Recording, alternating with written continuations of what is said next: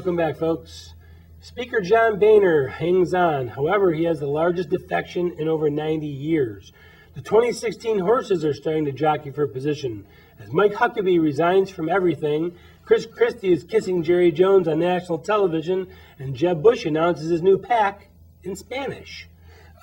Maury, John Boehner hangs on. We kind of talked about him a little bit at the top.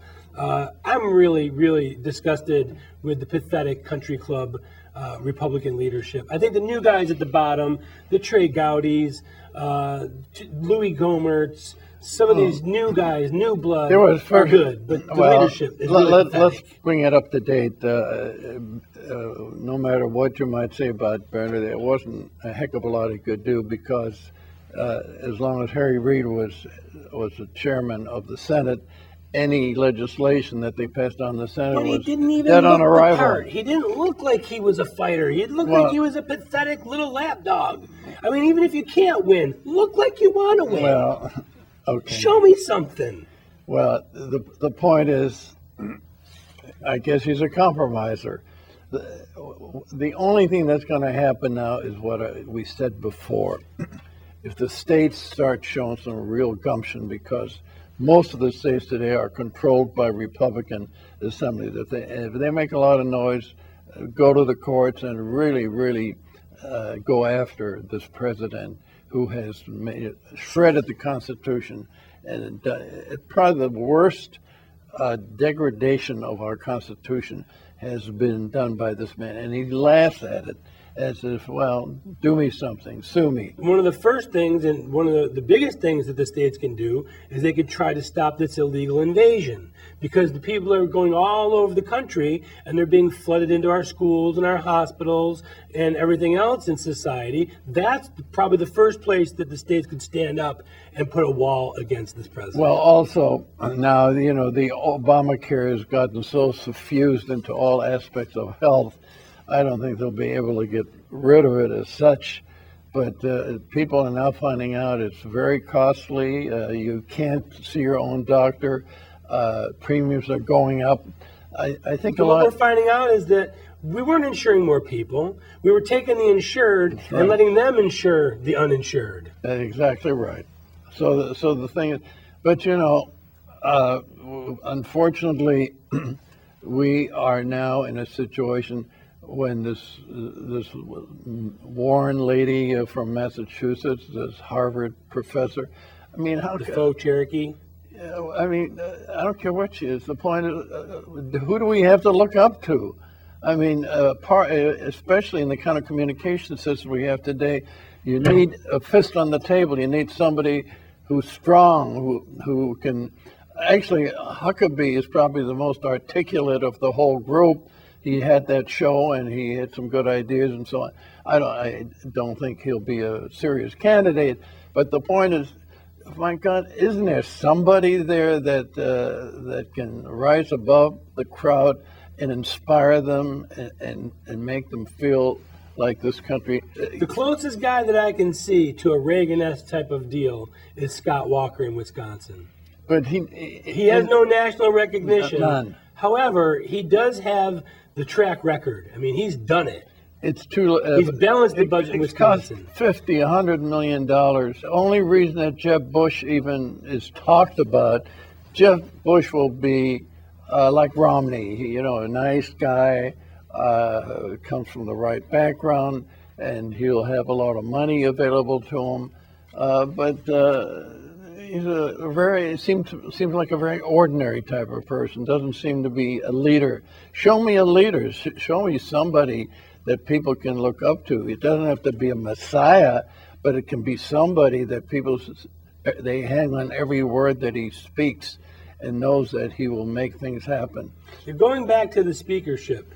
28 Republicans. You had to have 29. And how ironic that it got to 28, but not to 29. Do you think that those 28 will face retaliation from their speakerships, from the chairmanships, from the political goodies that John Boehner can hand out as speaker? So what? What does it mean? That's the way they play the game. Washington today has become a center all unto itself. People that go there for two reasons. One, to have the kind of notoriety that you get by being in Washington and getting on television, and secondly, the kind of nice jobs you get when you get out of there. Look at this guy Cantor, Eric Cantor. He's a nobody, but he's making more money now than he ever thought he could make in a lifetime. And no one's shooting any arrows at him either. No, that's right. So the point is, I have no use for Congress. I really don't. I think it accomplishes absolutely nothing.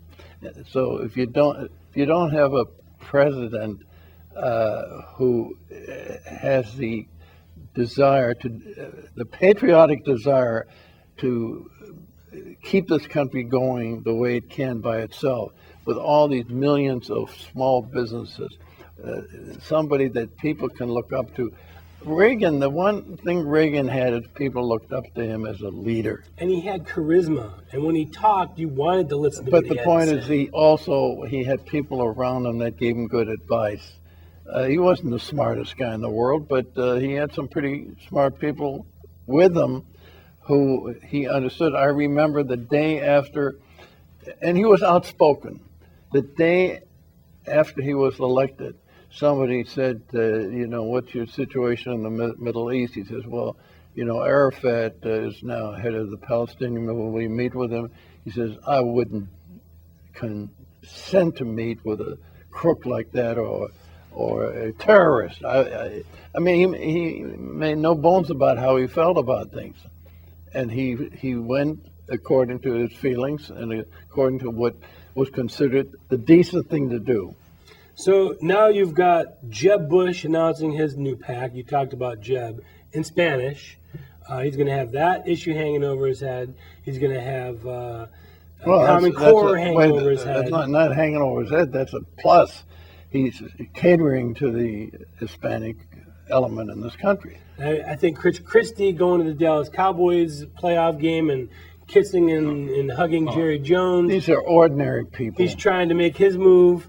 Rand Paul's going to make his move. Huckabee's going to make a move here. The problem that I see is they're going to do the same thing they did last time. They're going to have 55 candidates that are all going to water each other down, and they're all going to attack each other. By the time it's over, the least viable candidate will end up being pushed on us again. They're all ordinary people. There are no charismatic leaders in the Republican Party, and I don't think anyone is going to come out of or the sky. Democrat Party. Well, you've got Hillary. Yeah. You think she's charismatic? And I didn't mean that. I mean, she's a wet sock. Well, yeah, you and I may feel that way, but she is one that probably will get a huge support from the Democratic Party. If she can keep Bill away from the middle schools, she might be all right. You can say all the things you want to, but she is favored right now. Right now, if you had a poll, who's going to be the next president, they would probably point to Hillary. I'll guarantee you she doesn't even get the nomination. Well, I hope you're right. I don't believe she will. We need to take a brief time out, but don't go anywhere. Our moment in history is next.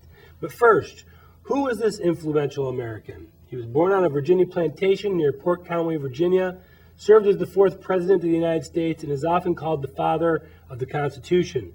He believed we needed checks and balances to protect individual rights from the tyranny of the majority. He died on June 28, 1836. And we'll tell you who he is when we get back.